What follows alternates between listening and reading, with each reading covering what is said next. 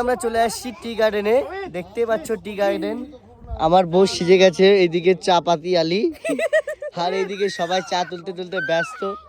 আমরা এরকম জায়গাতে আছি। আমি বলবো এগুলো আমার খুব বাজে লাগে, তাই জন্য আমি পড়িনি। তো আমার বউকে আমি পড়ে দিয়েছি, ওর খুব পড়ার শখ ছিল, দার্জিলিংয়ে আসে চা তুলবে ম্যাডাম। তো দেখতে পাচ্ছি এমন সেজেছে। আর এইদিকে আমার বৌদি। আমি এখানে আসি একমাত্র এদের ফটো তোলার জন্যই, এই জন্যই আমাকে নিয়ে আসছে, বুঝতে পারলেন? তো দেখো, গরিব হলে যা হয়, জীবনে যদি পয়সা না থাকে তাহলে এগুলো জায়গায় আসবেন না। যদি কারো চা তোলার প্রয়োজন হয়, এই তিনজন ফ্রি আছে, সকাল সন্ধ্যা রাত্রি সব সময় চা তুলে দেবে। তো আসুন, চা তুলে দিন, ফ্রিতে বলে চা তুলে দেবে। তো আপনাদের যদি এরকম গাছের বাগান থাকে, চা গাছের, আর এইদিকে দেখুন সুন্দরী আসছে, যদি চা তুলতে চান তাড়াতাড়ি আসবেন, হ্যাঁ, কন্ট্যাক্ট করবেন এই নাম্বারে। দার্জিলিং আসছি, আর চা যদি না খাই তাহলে তো ফিলটা বোঝা যাবে না, তাই না? তো চলো এখন চাটা খাই।